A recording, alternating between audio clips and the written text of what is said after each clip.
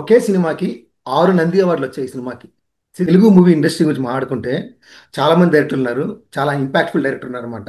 But మెయిన్గా చెప్పుకోవాల్సింది before RGV, after RGV. So ఇప్పుడున్న జెన్జీ కిడ్స్ కానీ చాలా మందికి ఈయన ఇంపాక్ట్ తిరిగిపోవచ్చు.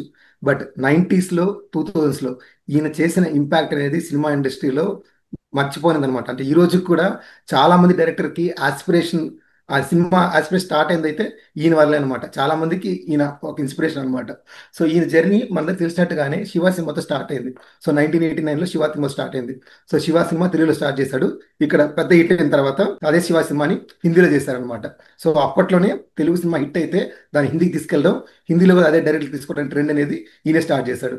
సో ఎప్పుడైతే శివ హిట్ అయిందో, శివ తర్వాత క్షణక్షణం వచ్చిందనమాట. క్షణక్షణం తర్వాత మళ్ళీ నాగార్జున గారితో అంతం సినిమా చేశారనమాట. సో దీని తర్వాత 93లో వచ్చిన ఒక సినిమా వచ్చి గాయం. జగపతి బాబు గారు, రేవతి గారు, ఊర్మిళ గారు. సో ఏదైతే ఆ ట్రెండ్ ఏదైతే ఉందో అదే ఫాలో అయ్యారు అనమాట. సో బేసిక్గా ఈ గాయం అనే సినిమా చాలా స్పెషల్ ఉందన్నమాట. ఎందుకంటే ఈ సినిమాని రాసింది ఇద్దరు లెజెండ్స్, రామ్ గోపాల్ వర్మ గారు, మణిరత్న గారు. సో వీళ్ళిద్దరి కాంబినేషన్లో వచ్చిన స్టోరీ ఇది. సో బేసిక్గా ఈ గాయం అనే సినిమాకి మూలం ఏదంటే గాడ్ ఫాదర్ సినిమా. సో గాడ్ ఫాదర్ 1972లో వచ్చిన గాడ్ ఫాదర్ సినిమా, which actually came from Godfather novel. So Godfather నావల్లో ఉన్న స్టోరీ గాడ్ ఫాదర్ సినిమా తీస్తే ఆ సినిమా నుంచి లీనియన్స్ తీసుకొని తీసిన సినిమా గాయం. అండ్ ఈ గాయం కూడా 1980స్లో విజయవాడలో ఏదైతే రౌడీజం అంతా ఉందో దీన్ని బేస్ చేసుకుని తీసిన సినిమా అయితే గాయం అనమాట. ఒకే సినిమాకి 6 నంది అవార్డులు వచ్చాయి ఈ సినిమాకి. 6 Nandi awards. Best supporting actors గా ఉర్మిళ గారికి వచ్చింది. బెస్ట్ విలన్ కోటా శ్రీనివాసరావు గారు.